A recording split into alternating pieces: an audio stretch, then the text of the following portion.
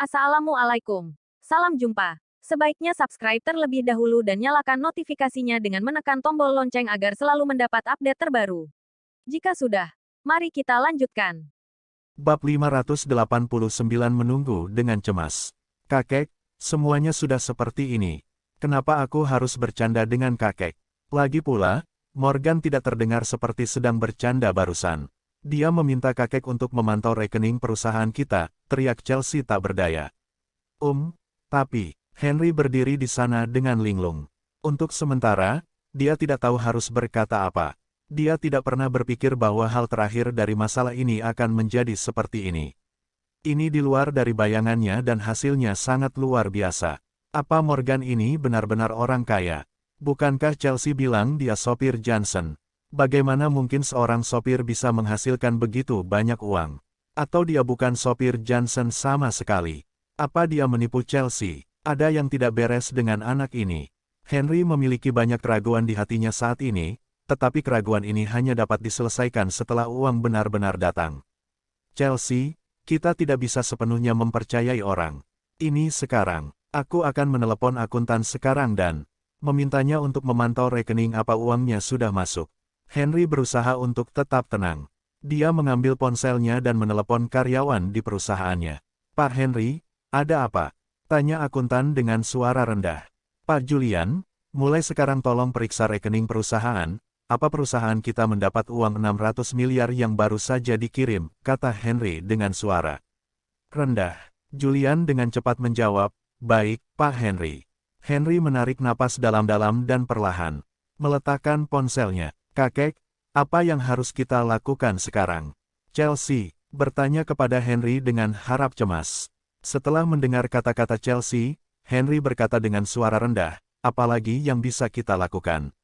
Sekarang kita hanya bisa menunggu dan melihat apa Morgan benar-benar mentransfer uang.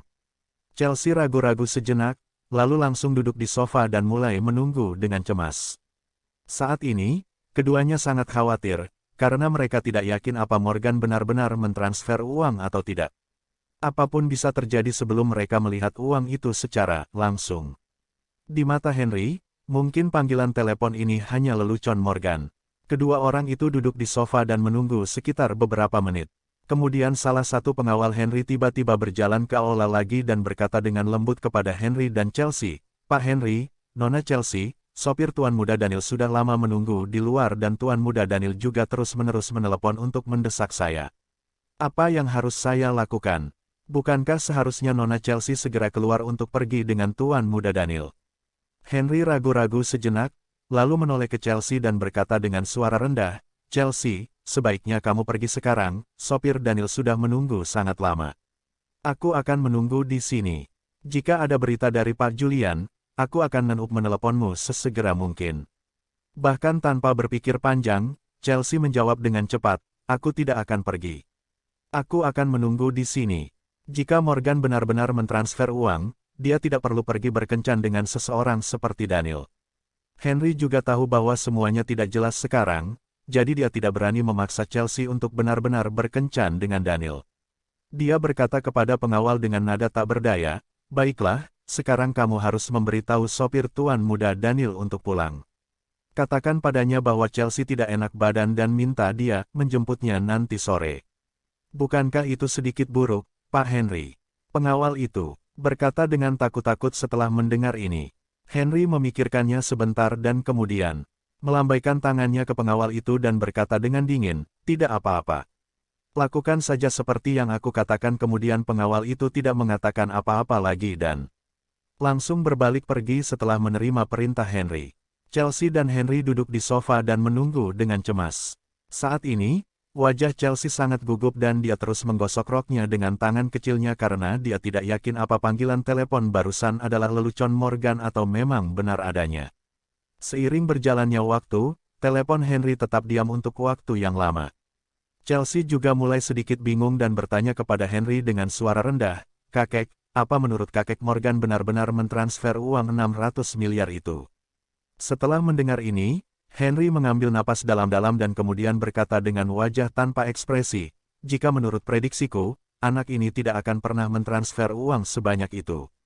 Bahkan jika dia benar-benar memiliki uang sebanyak itu, dia tidak akan pernah menggunakannya untuk membeli 5.096 saham perusahaan kita.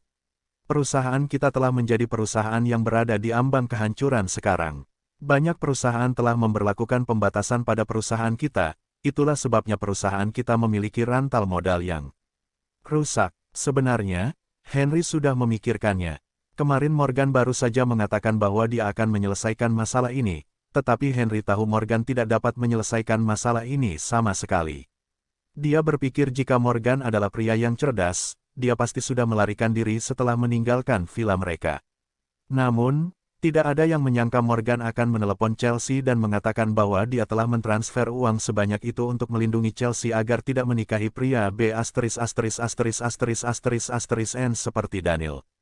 Ini membuat Henry ragu apa dia telah salah memahami Morgan. Henry tiba-tiba menoleh ke Chelsea dan bertanya, "Chelsea, bukankah kamu sudah bersama Morgan selama 2 tahun? Kamu seharusnya tahu sangat jelas tentang situasi keuangannya. Kamu juga pasti tahu sangat jelas apakah dia dapat memiliki begitu banyak uang atau tidak." Kakek. Setelah mendengar ini, mata Chelsea memancarkan jejak ketidakberdayaan. Lagi pula, Morgan sama sekali bukan pacarnya, dan dia tidak tahu apa-apa tentangnya. Mereka baru saling mengenal selama 1 hari. Dia tidak memiliki pemahaman lain tentang Morgan selain mengetahui bahwa Morgan adalah sopir Johnson. Alasan kenapa dia masih memiliki sedikit harapan di hatinya adalah karena dia berpikir bahwa latar belakang identitas Morgan tidak biasa. Selain itu, Alvano juga sangat menghormati Morgan. Ini membuat Chelsea curiga bahwa Morgan mungkin bukan orang yang sederhana seperti yang dia katakan, yaitu sopir Johnson. Mungkin dia ada hubungan lain dengan Johnson. Dia juga bilang Alvano adalah pengawal Johnson. Jika Alvano memang pengawal Johnson, kenapa dia harus menghormati sopir Johnson? Morgan sudah berani mengatakan hal seperti itu. Bagaimana jika Morgan adalah putra Johnson? Jika Morgan adalah putra Johnson, masalahnya akan jauh lebih sederhana. Namun, ketika Henry bertanya demikian, Chelsea tidak tahu bagaimana menjawabnya. Dia juga tidak berani memberitahu Henry situasi yang sebenarnya. Jika Henry tahu yang sebenarnya, dia akan sangat marah. "Chelsea, apa kamu tidak tahu sesuatu tentang Morgan?" Henry bertanya dengan suara rendah setelah melihat Chelsea tidak berbicara. "Aku benar-benar tidak tahu." Chelsea menggelengkan kepalanya tanpa daya. "Kamu ini." Henry melihat ekspresi Chelsea dan hanya bisa menghela napas tak berdaya.